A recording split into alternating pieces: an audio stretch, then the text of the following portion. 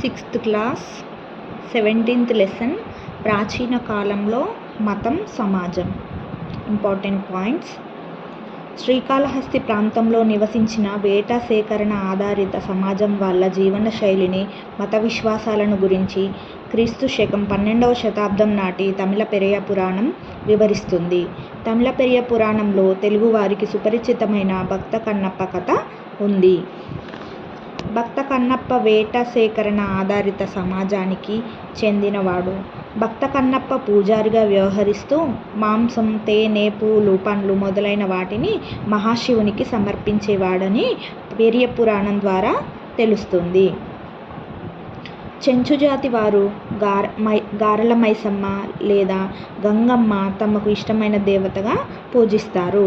వీరు తమ నృత్యం ద్వారా భక్తితో నైవేద్యం పెడతారు.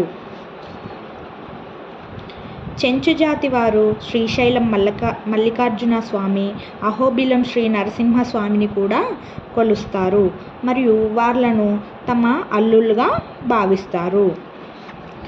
తొలి వ్యవసాయదారులు, పశుపోషకులు. వీరు అమ్మ తల్లిని లేదా నేల తల్లిని ఆరాధించేవారు. వీరు అమ్మ తల్లిని చిన్న చిన్న రాతి ప్రతిమలు లేదా చెట్ల రూపాలలో పూజిస్తారు.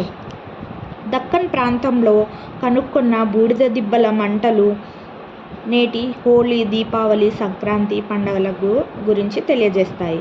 భారతదేశంలో ప్రస్తుతం నివసిస్తున్న పశుపోషకులను వివిధ పేర్లతో పిలుస్తారు. మహారాష్ట్రలో ధంగర్, కర్ణాటకలో కురుబ, తెలంగాణ, ఆంధ్రప్రదేశ్లో కురుమ, గొల్ల, యాదవ. వీరు పూజించే దేవుడు మల్లన్న, బీరప్ప. కర్ణాటక, తెలంగాణ, ఆంధ్రప్రదేశ్లో రేణుకామాత, ఎల్లమ్మ, మైసమ్మ, పోచమ్మను పూజిస్తారు.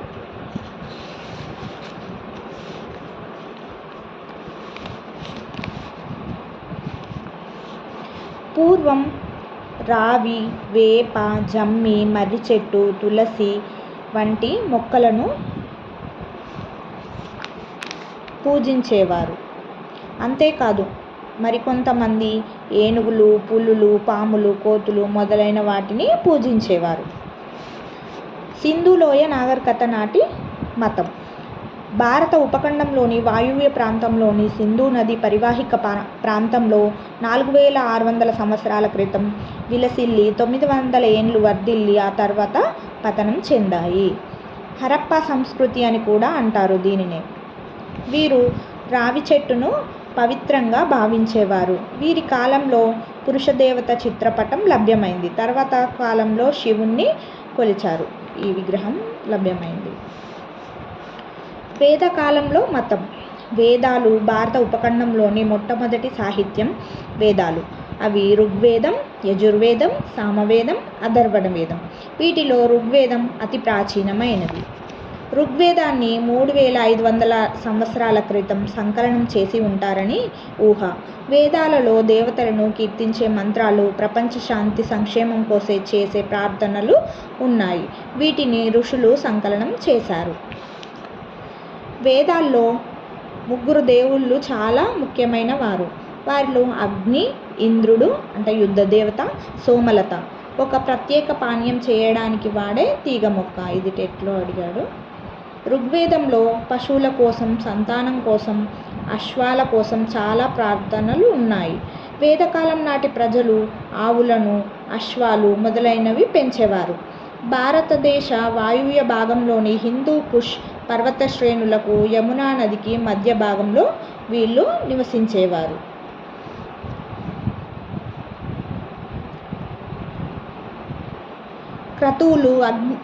క్రతువులు, అగ్నిబలులు, జంతు బలులు గురించి యజుర్వేదం, అథర్వణ వేదం వివరిస్తున్నాయి.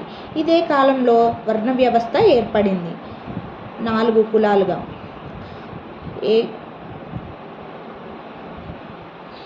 బ్రాహ్మణులు, క్షత్రియులు, వైశ్యులు, శూద్రులు.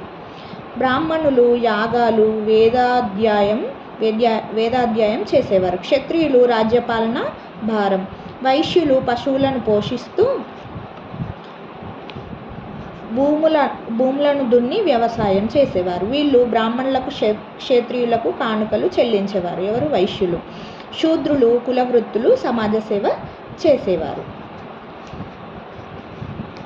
రాక్షస గుళ్ళు. పెద్ద పెద్ద బండరాళ్లతో నిర్మించిన వాటిని సమాధులు, రాక్షస గుళ్ళు అంటారు. ఈ పద్ధతి సుమారు 3000 సంవత్సరాల క్రితం ప్రారంభమైంది. ఈ పద్ధతి దక్కన్ ప్రాంతంలో, దక్షిణ భారతదేశంలో, ఈశాన్య భారత్లో, కాశ్మీర్లో ఉంది. మెగాలిథిక్స్. తెలంగాణ బృహత్ శిలాయుగం. కొండ, పంట మరియు చెరువులలో అధిక సంఖ్యలో మెగాలిథిక్ కాలం నాటి సమాధులు బయటపడ్డాయి. మెన్హిర్స్ అంటే పొడవైన రాళ్ళు. ఇవి నలుపు, ఎరుపు రంగుల్లో ఉంటాయి. కఠోపనిషత్ కథ. నచికేతుడు, యముడు గురించి టెక్స్ట్ బుక్లో ఒక బాక్స్లో ఉంటుంది, చూసుకోండి. వినాశనం లేని దానికి ఆత్మ లేక బ్రహ్మము అని పేరు. నిత్యం పనిచేసే శ్రామికుణ్ణి చూసి ఓటమి భయపడుతుంది. ఒక సూక్తి.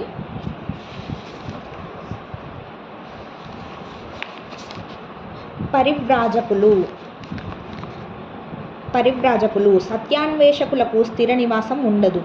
వీరిని భిక్షువులు లేదా తిరిగే వాళ్ళు అని కూడా అంటారు. పరివ్రాజకులలో గొప్పవారు వర్ధమాన మహావీరుడు, మక్కలి గోశాల, గౌతమ బుద్ధుడు, అజిత కేశక కంబలి. వర్ధమాన మహావీరుడు. పుట్టుక, చావు అనే బంధచక్రం నుంచి విమోచనం ఎలా అనే ప్రశ్న ఆయనకు రావడం జరిగింది. అనే ప్రశ్నకు సమాధానం కోసం అన్వేషించాడు ఆయన.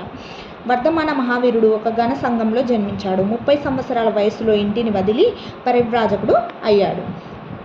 12.5 సంవత్సరాల ధ్యానం, తపస్సు ఫలితంగా మహావీరుడు జీనుడు అయ్యాడు. జీనుడు అంటే కోరికలను జయించిన వాడు. బోధకులు.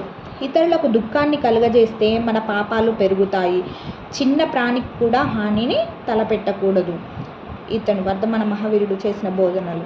శరీరాన్ని కఠోర శ్రమకు గురి చేయాలని, పై విధంగా చేస్తే పాప విముక్తులు కాగలరని ఆయన చెప్పాడు. ఈ విధంగా జైన మతం ప్రాచుర్యంలోకి వచ్చింది. గౌతమ బుద్ధుడు. ఇతన్నే సిద్ధార్థుడు అని అంటారు. ప్రపంచమంతా ఎందుకు దుఃఖమయంగా ఉంది, దుఃఖాన్ని జయించడం ఎలా అని గౌతమ బుద్ధుడు ఆలోచన వచ్చింది, అంటే ప్రశ్న వచ్చింది. సిద్ధార్థుడు ఒక ఘన సంఘంలో జన్మించాడు.